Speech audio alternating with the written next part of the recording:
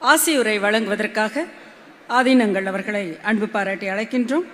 சீர்வளர் சீர் கைலை மாசிலாமணி தேசிக ஞானசம்பந்த பரமாச்சாரிய சுவாமிகள் தருமபுர ஆதீனம் அவர்களை இப்பொழுது ஆசியுரை வழங்குவதற்காக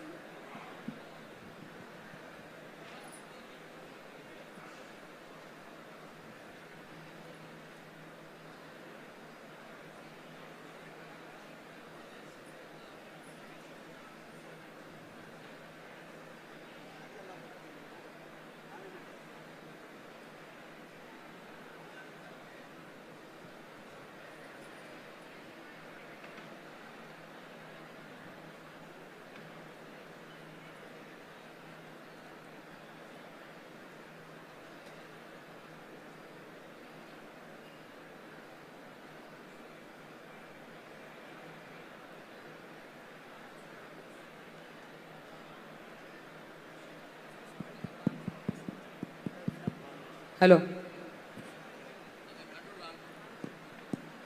படிக்கின்றிலை பழனி திருநாமம் படிப்பவர்த்தால் முடிக்கின்றிலை முருகா என்கிலை முசியாமல் விட்டு மிடிக்கின்றிலை பரமானந்தம் மேற்கொள்ள விம்மி விம்மி நடிக்கின்றிலை நெஞ்சமே தஞ்சம் ஏது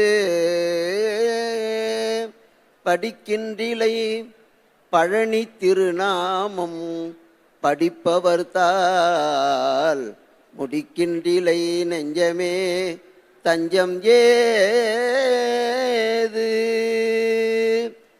எல்லாம் அல்ல செந்தமிழ் சொக்கநாத பெருமானுடைய திருவருளையும் தர்மயாதின குருமணிகளினுடைய குருவருளையும் சிந்திக்கின்றோம்.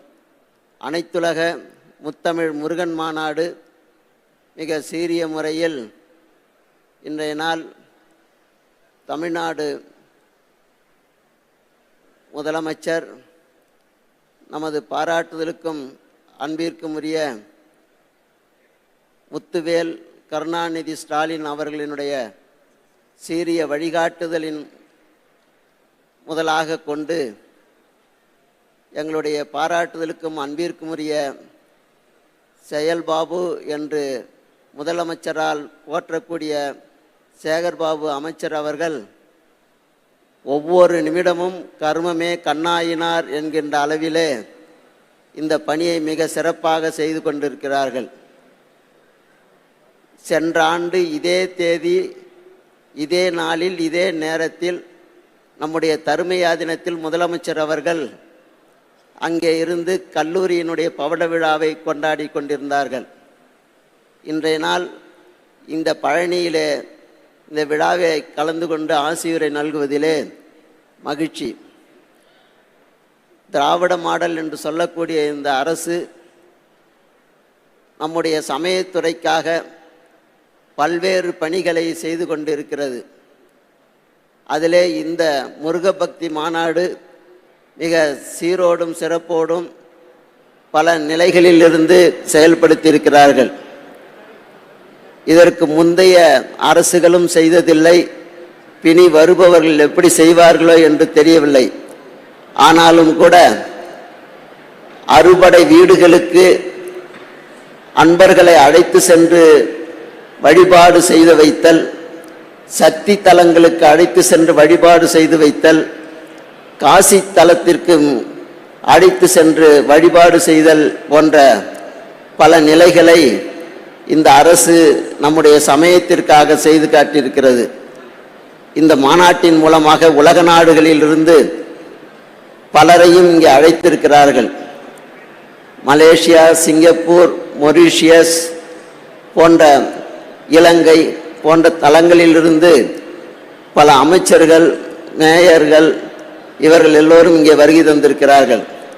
மலேசிய திருநாட்டில் முதலாவதாக முருகன் மாநாட்டினை நடத்திய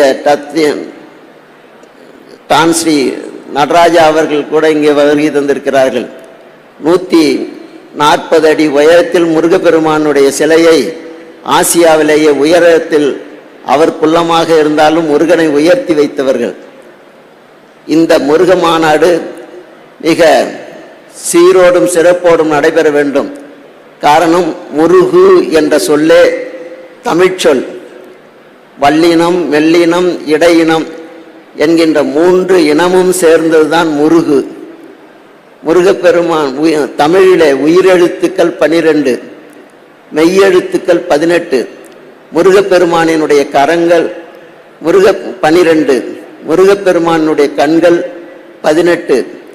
அவன் கையிலே வைத்திருக்கின்ற வேல் ஆயுதம் என்கின்ற ஆயுத எழுத்து என்று சொல்லக்கூடிய என்ற எழுத்தை அவன் ஆயுதமாக கொண்டிருக்கிறான்.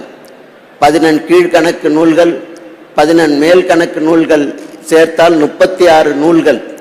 36 நம்முடைய தத்துவ நூல்களாக, சங்க இலக்கிய நூல்களாக கொண்டாடப்படுகிறது. சங்க இலக்கியங்கள் தொடங்கி எங்களுடைய ஆதீன முனிபுங்கவர் குமரகுருபரர் வரைக்கும் இன்றைக்கு பக்தி இலக்கியங்களில் முருகனை பற்றி தான் பாடப்பட்டிருக்கிறது அதிகமாக. எப்படி பெரிய புராணத்தில் திருத்தொண்டர் தொகை, வகை, விதி என்று 3 வகையாக நூல்களை பிரிப்பார்கள்.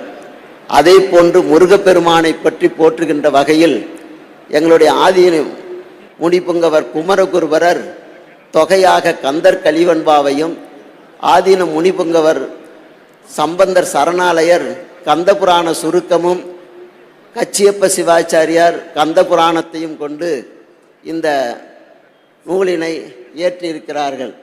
அப்படி பல்வேறுபட்ட நிலைகளில் இந்த அரங்கம் மிக சீரோடும் சிறப்போடும் அமைந்திருக்கிறது. அவ்வகையில் தமிழுக்காக முருகன், முருகு என்கின்ற அந்த தமிழ்ச்சொல் எழுத்துக்களோடும் மக்களினுடைய எண்ணங்களோடும் சேர்ந்தே இருக்கிறது. உலக நாடு முழுவதும் பரவி சென்றிருக்கின்ற இந்த தமிழர்கள் தங்களுடைய வழிபடு கடவுளாக முருகப்பெருமானை கொண்டிருக்கிறார்கள். அவர்களுக்கு மொழி தெரியாவிட்டாலும் கூட அவர்கள் வழிபடுகின்ற மூர்த்தம் முருகக் கடவுளாக இருக்கிறது. சமீபத்தில் ஜப்பான் நாட்டிலிருந்து எங்களுடைய ஆதீனத்திற்கு வருகை தந்திருந்தார்கள். அங்கே முருகப்பெருமானுக்காக ஒரு மலையை எழுப்பி அங்கே கோயில் கட்டி கொண்டிருக்கிறார்கள். அப்படி முருகப்பெருமானுக்கு வேலைத்தான் முதலாக கொண்டு வழிபாடு செய்திருக்கிறார். 10 மலையிலே கூட முதலாவதாக வேலை தான் நட்டிருக்கிறார்கள்.